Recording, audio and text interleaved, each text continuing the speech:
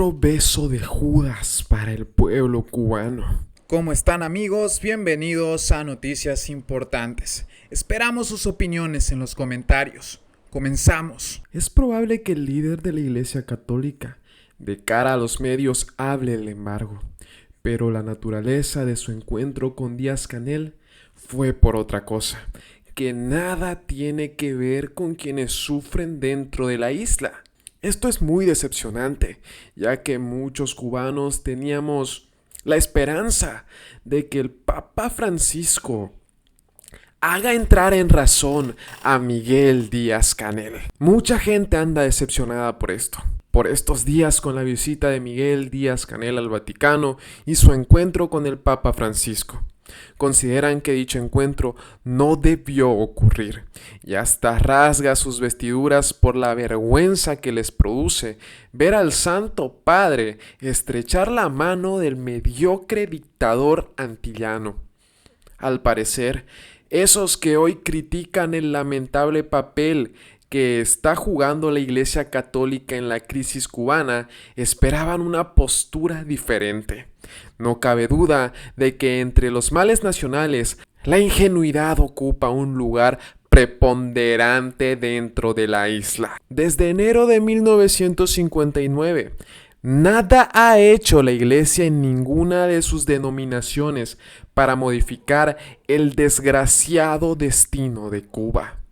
En el caso del Vaticano, solo ha habido pronunciamientos, llamados al diálogo y mediaciones en cabildeos ultrasecretos como el que condujo al deshielo de las relaciones con Estados Unidos, que vendría siendo el gran favor de la Iglesia Católica al pueblo cubano, favor que pisoteó el castrismo con una torpeza política inconcebible a la altura del siglo XXI. Más allá de aquel momento crucial, la Iglesia ha actuado con el mismo cinismo de líderes como Federica Mogherini, Andrés Manuel López Obrador y más recientemente Josep Borrell.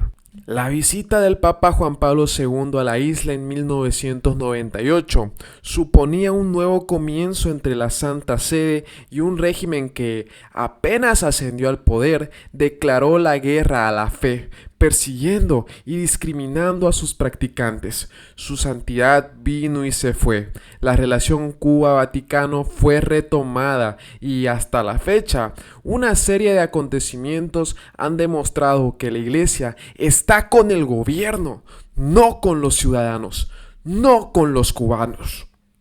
El hostigamiento contra la disidencia cubana y la sociedad civil independiente jamás se detuvo.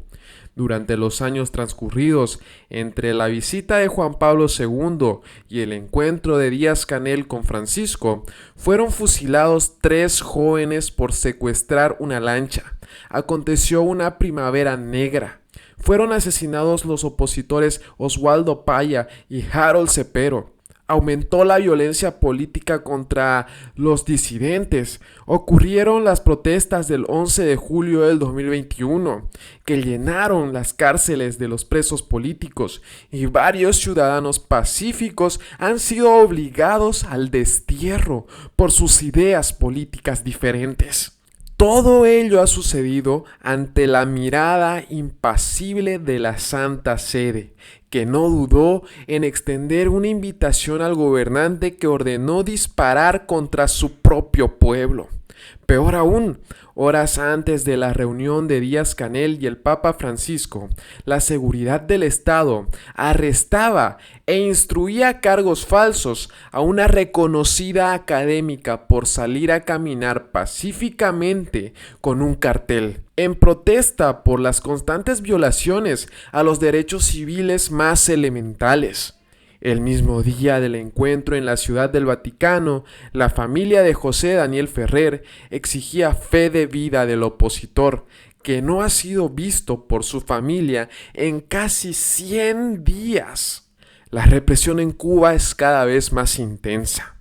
El apoyo del castrismo a la guerra en Ucrania y al avance imperialista de Putin es absolutamente descarado. El pueblo cubano está siendo víctima de crímenes de lesa humanidad por parte de un gobierno que invierte en turismo mientras se hunde el sistema de salud pública.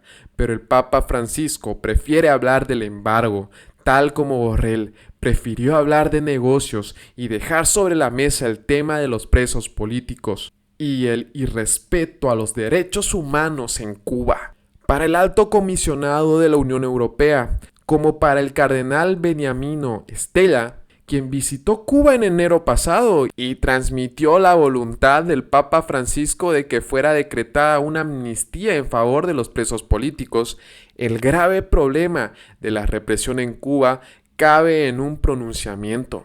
5 meses después del viaje de Stella a La Habana, Díaz-Canel llega al Vaticano y las cárceles cubanas continúan repletas de ciudadanos cuyo único delito fue pedir libertad. Según el diario ABC, el Papa volvió a poner sobre la mesa el asunto de la amnistía, mientras el mundo subraya en un titular que el Santo Padre ha recibido a Díaz-Canel pese a que no ha cumplido su petición de liberar a los 1037 presos políticos. A nadie sorprendería que esa cuestión tan sensible para cientos de familias cubanas no haya sido siquiera abordada. El recibimiento del Papa al dictador cubano en el presente contexto global probablemente haya sido una movida de apagafuegos para que el conflicto que empezó entre Rusia y la OTAN no se extienda hacia otras regiones. El Papa pudiera estar mediando en este sucio juego para evitar que el coqueteo desenfrenado de La Habana con Moscú reedite un clima similar al de la crisis de octubre de 1962, agravado por los reportes de prensa de que en Cuba existe presuntamente una base china de espionaje electrónica. Es probable que el líder de la Iglesia Católica, de cara a los medios, hable del embargo, pero la naturaleza de su encuentro con Díaz-Canel fue otra, que nada tiene que ver con quienes sufren dentro de la isla. Francisco, cuya simpatía por los gobiernos de izquierda es bien conocida y demostrada, dejó claro que solo puede ofrecer caridad a los cubanos en medio de la feroz crisis económica, política, moral y social que atraviesan. Sus palabras han sido otro beso de Judas en el rostro de un pueblo 1000 veces traicionado. Realmente lamentable, mis hermanos. Patria y vida. Y bien amigos, así vamos terminando las noticias importantes del día de hoy.